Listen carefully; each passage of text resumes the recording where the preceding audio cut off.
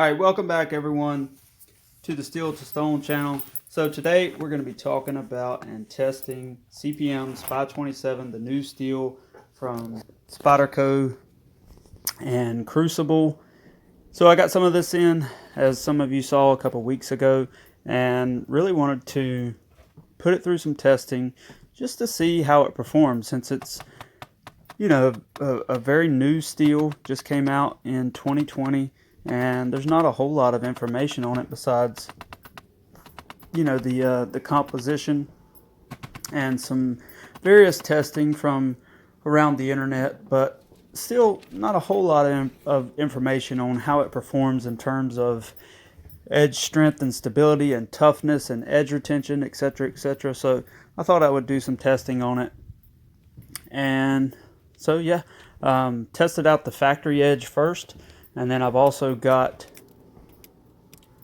another test coming right after this one, and it's going to be a comparison performance test, a shortened down version, but a comparison between SPY27, 20CV, and S30V, just so we can see which one holds up the best in terms of strength and toughness.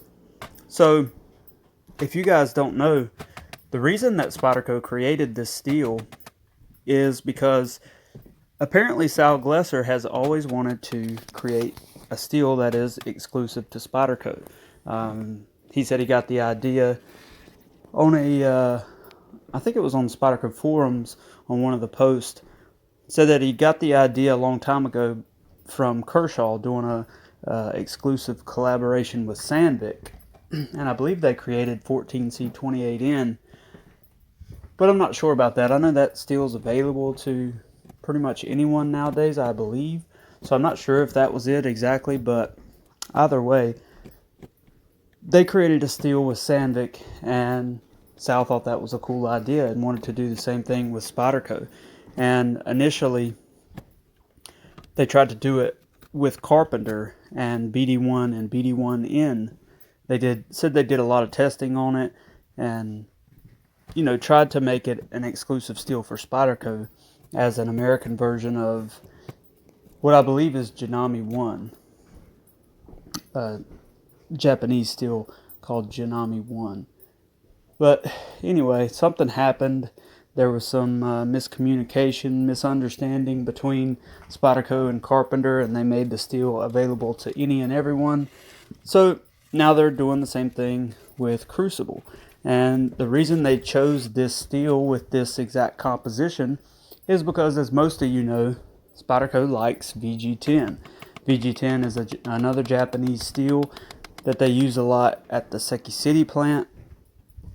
And Spyderco wanted to make a American-made particle metallurgy version of VG10 and tweak the composition a little bit to increase the edge retention while maintaining the ease of machining and sharpenability of the steel and the corrosion resistance, and you know, just increase the edge retention and toughness. So I think they've pretty well accomplished their set goal here.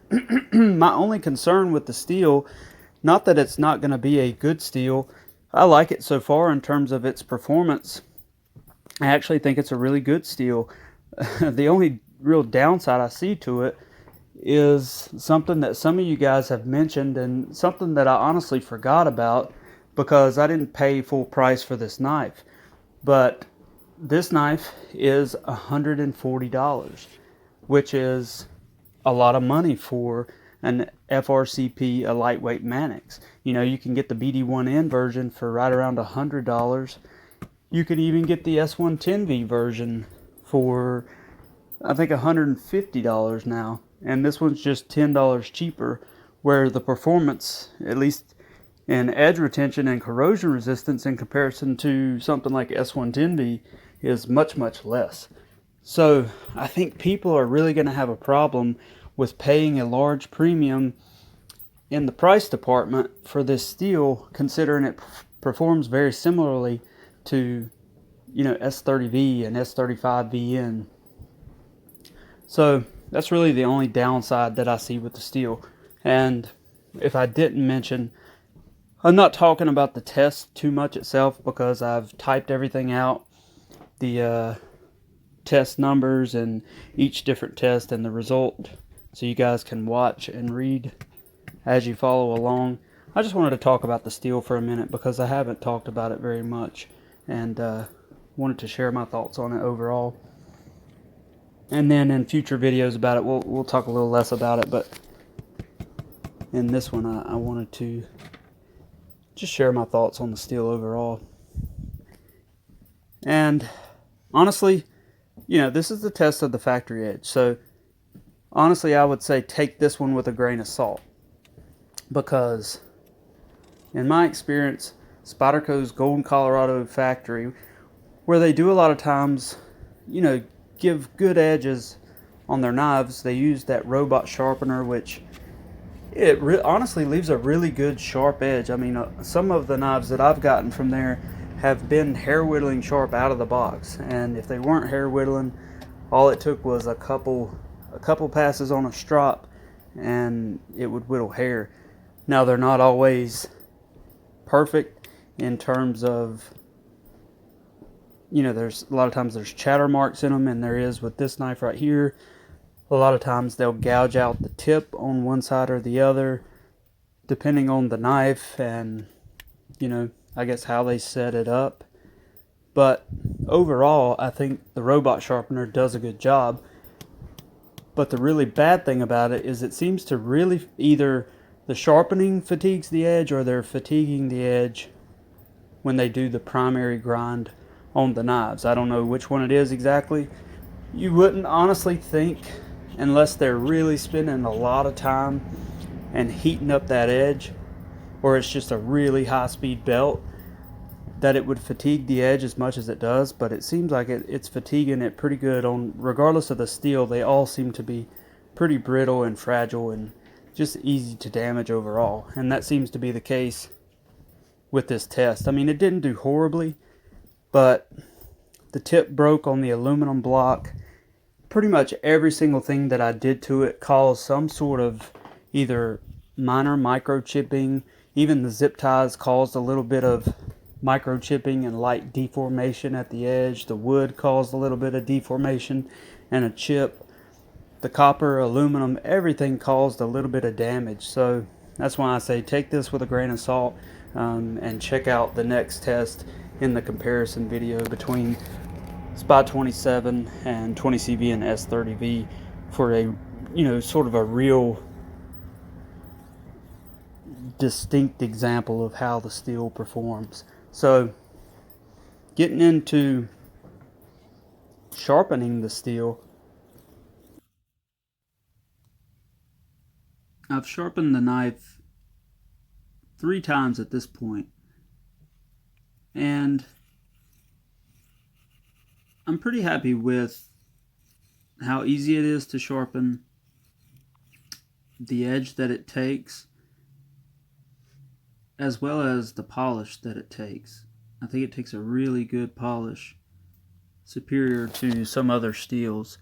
And I sharpen mostly on diamonds, and a lot of times it can be difficult to sort of distinguish between stainless steels when you're sharpening on diamond plates, especially low grit diamond plates.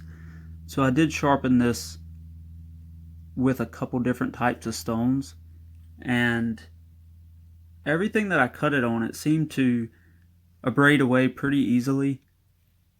It wasn't difficult to sharpen at all. I didn't have any sort of problems getting it to take a good edge. I didn't have any significant problems deburring it, although it was a little more difficult off of this stone right here, creating a large burr, trying to remove all that damage that was in the edge, created a large burr on each side, and a lot of times when that happens, it can make it more difficult to deburr in the end. But overall, I was pretty pleased with sharpening the steel, and definitely impressed with the final edge that it took, even off of I think the second edge that I sharpened it I finished it on a 600 grit DMT stone, DMT diamond plate, and stropped on a 4 and 1 micron strop. And like I said, I had a little more trouble getting rid of the burr off of the diamond stones, but the edge that it ended up taking overall was very impressive, and I've inserted a clip at the end of the video here so you guys can see that. But even off of this 400 grit Venive, you see the edge right there and how great it looks, you know, with a little stropping off of that. Also took a really good polish. So overall, I'm pretty happy with the steel in terms of how it sharpens up. It loses a little bit of aggression above, say, this stone right here, or once you strop after this. When it comes off the stone, it feels nice and toothy, like a lot of steels do, and they'll lose a little bit of aggression. But this one seems to, you know, I definitely noticed the less aggressive edge off of this steel in comparison to some others, especially like S110V, even S30V takes a nice aggressive edge. This steel sort of reminds me of Sharpening, or not Sharpening, but the final edge that it takes sort of reminds me of Rex 45. And you can see the polish there. Like I said, that's off a 600 grit diamond plate and a 4 and 1 micron strop. So it takes a heck of a polish. I'm gonna have to get in there and sharpen it all the way up to an ultrafine Spyderco stone, or the 1200 grit Venive stone I have, and then strop all the way up to my highest grit strop, or lowest grit, however you want to look at it. But yeah, I think I got 5 whittles out of this hair right here before it cut it in half. And you know, like I said, that's off a 600 grit stone and 2 strops down to 1 micron. So pretty impressive edge that it took. Very keen, you know, just a very high level of whittling sharpness and push cutting sharpness, but not a whole lot of aggression necessarily. So overall, pretty pleased with the steel right now, and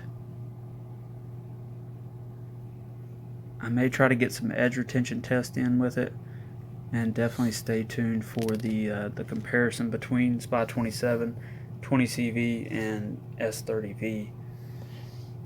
Because if nothing else, I think it's an interesting thing to do between the three, just to see if we can tell any difference between them.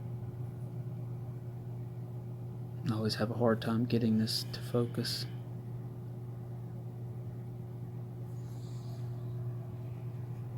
There it is. So now you can see the edge real good.